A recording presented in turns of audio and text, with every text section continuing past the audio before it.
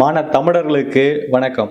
நாம் தமிழர் கட்சியின் தலைமை ஒருங்கிணைப்பாளர் அண்ணன் சீமான் அவருடைய நட்பெயரை களங்கம் விளைவிக்கும் விதமாக சீமான் அண்ணாவுக்கு எதிராக இருக்கிறவங்க, அதாவது சீமான் அண்ணாவை பின்பற்றி பல லட்சக்கணக்கான தமிழர்கள் அவங்க பின்னாடி போறாங்க, அவங்களை எப்படியாச்சும் நம்ம பக்கம் இருக்கணும், சீமான் அவர்கள் அதிகாரத்துக்கு வந்தா நம்ம பொழப்பு மண்ணா போயிரும் அப்படின்னு நினைக்கிற நாம் தமிழர் கட்சிக்கு எதிரானவர்களும், அதுலயும் குறிப்பா திமுகவால் இறக்கிவிடப்பட்ட நபர் தான் விஜயலட்சுமி அக்கா.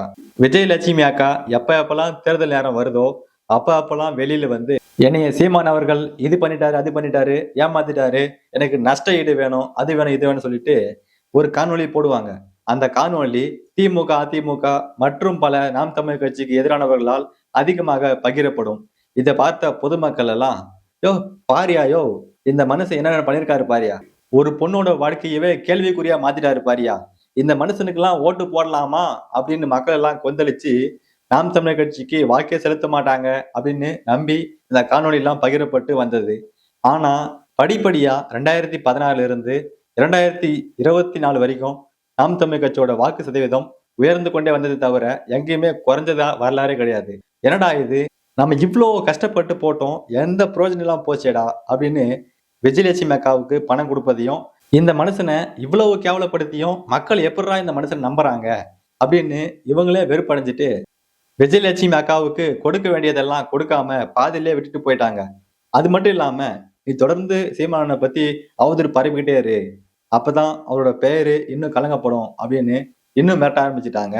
ஒரு கட்டத்துக்கு அப்புறமா விஜயலட்சுமி அவர்கள் சீமான் அவர்கள் பத்தி அவதூறா பேசுவதற்கு விருப்பம் இல்லாம, இனிமே அந்த மனுஷனை பத்தி நான் எந்த ஒரு காணொலியும் போட மாட்டேன், என்னை விட்டுருங்கப்பா, இந்த அவதூறு காணொலி எல்லாம் போட்டு போட்டு அவரோட வாழ்க்கையும் என்னோட வாழ்க்கையும் கேள்விக்குறியா இருக்கு, இதெல்லாம் வேணாப்பா, விட்டுருப்பா அப்படின்னு விஜயலட்சுமி அக்கா ஒதுங்கி போனாலும் இந்த திராவிட கும்பல் அவங்கள விடாம விரட்டிக்கிட்டே இருக்க ஒரு கட்டத்துல பொங்கிய விஜயலட்சுமி அக்கா இந்த காணொலி போட்டிருக்காங்க.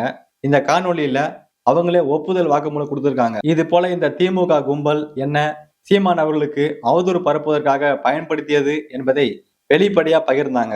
இது எப்பயோ அவர்கள் பகிர்ந்த காணொலியா இருந்தாலும் என்னுடைய பார்வைக்கு இப்பதான் கிடைச்சிச்சு. அப்படி நம்ம விஜயலட்சுமி அக்கா கொடுத்த ஒப்புதல் வாக்குமூலத்தை தான் இந்த காணொலியில் நாம விரிவா பார்க்க போறோம். தற்காலிக தோல்விக்காக நிரந்தர வெற்றி இழக்க ஒரு தமிழ் மகன் தயாரா இல்ல. சீமான் அவர்களை எப்படியாவது வீழ்த்தணுங்க அப்படின்னு நினைக்கிறவங்க எல்லாம் முதல்ல கையில் எடுக்கிற ஒரு ஆயுதம் சீமான் விஜயலட்சுமி என்ற இந்த தலைப்பு தான். 2016 இருந்து 2026 தேர்தல் வரைக்குமே இந்த திருட்டு திராவிட கும்பலோட தூண்டுதலால விஜயலட்சுமி அவர்களால சீமான் அவர்களுக்கு தொடர்ந்து அவதூறு காணொலிகள் பரப்பப்பட்டு வந்தது. அந்த காணொலிகளுக்கு விளக்கம் கொடுத்து பல்வேறு பிரச்சனைகள், சலசலப்புகள் தொடர்ந்து வந்து கொண்டிருந்தது. இதை பத்தி சீமான் அவர்களே முழுமையான விளக்கத்தை பல முறை கொடுத்துட்டாங்க. ஆனா அதையெல்லாம் பார்க்காம நிறைய முதலமைச்சர் ரசிகர்களும் நிறைய இந்த திருட்டு திராவிட கும்பலும் இந்த அவதூறுகளை தொடர்ந்து பரப்பிக்கிட்டே வந்துட்டு இருந்தாங்க. அது என்ன அவதூறுனா, பாலியல் குற்றவாளி சீமானா.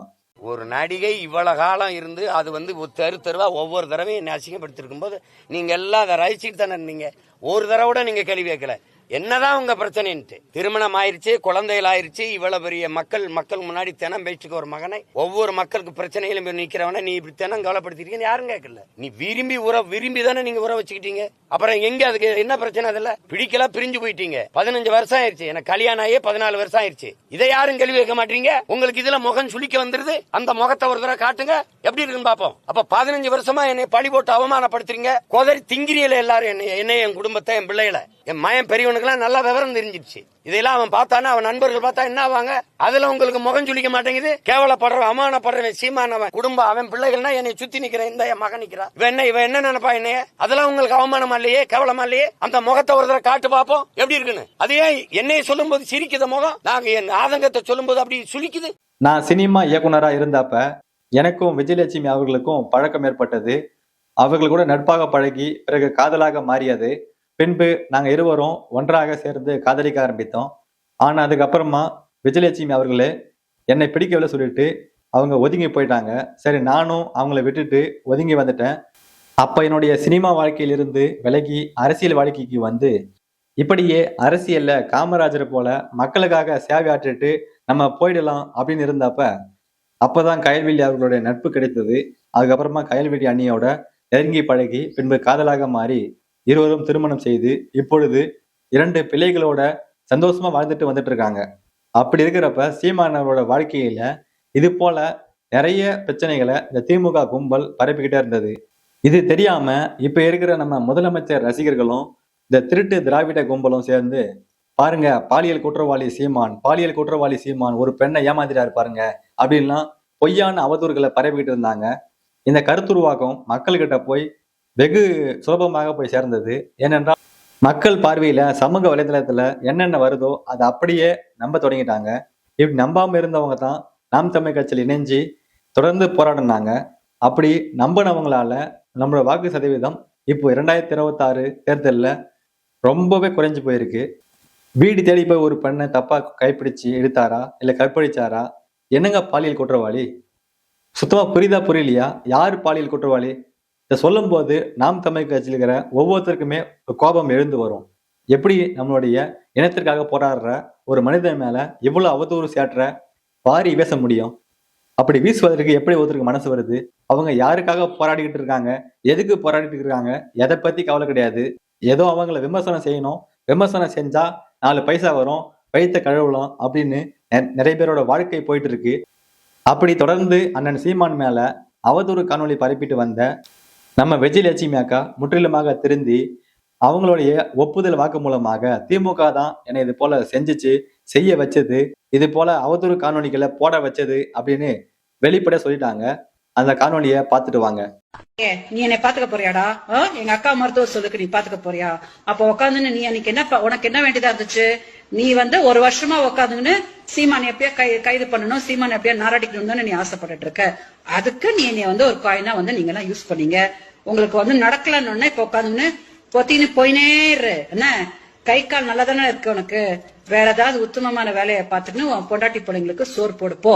அதை விட்டுட்டு சீமான பத்தி கோயின்னு அவனும் அம்பலப்படுத்துறேன் இவனும் அம்பலப்படுத்துறேன்னு பண்ணுனா நீ நேர்ல கட்சினா நான் உடனே முதல்ல செருப்பு கழட்டு அடிப்பேன். ஏன்னா என்னோட சந்தோஷத்துல யாராவது மண்ணை வாரி போடலாம்னு நினைச்சீங்க, செவிடு பிஞ்சுக்கோ என்கிட்ட. ஓகே, வேலையை பார்த்துன்னு போயினே இருங்க. நீங்க ஆம்பளைங்கன்னா தொடப்பக்கட்ட நாய்ங்களா போய் கம்ப்ளைண்ட் கொடுத்து சீமான் மேல என்னத்தை புடுங்க முடியுமோ அங்க புடிங்கிக்கோங்க போங்க.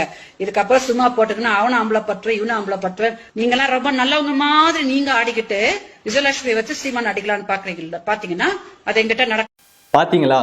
இதுதான் உண்மை. ஏன் இப்போ நீங்க இந்த காணொலி போறீங்க? ஒரு நீதிமன்றம் வரைக்கும் போயிட்டு 2 பேரும் சமாதானமா போயிட்டாங்களே, திரும்ப எதுக்கு இந்த பிரச்சனையை கலப்புறீங்க அப்படின்னு நம்ம கட்சியின் உறவுகள் நிறைய பேர் கேட்பீங்க. இது நம்ம கட்சிக்கானவர்கள் கிடையாது. நம்ம கட்சியை குறை சொல்ல விரும்புறவங்க திரும்பவும் இந்த அவதூறு கருத்துருவாக்கத்தை திரும்ப செய்யக்கூடாதுன்ற ஒரே காரணத்துக்காகத்தான் இப்போ இந்த ஆதாரபூர்வமான காணொலியை உங்க கூட பகிர்ந்திருக்கிறேன். இதை பார்த்துட்ட பிறகும் திரும்பவும் பாலியல் குற்றவாளி சீமான் ஒரு பெண்ணை ஏமாத்திட்டாருன்னு தப்பா அவதூறு பேசினா என் வீட்டுல ஒரு பிஞ்சு போன செருப்பு இருக்கு, அதுக்கு வேலை வரும்னு நினைக்கிறேன். என்னங்க பண்ணுவீங்க? தூக்கி போட வேண்டியிருக்கும்.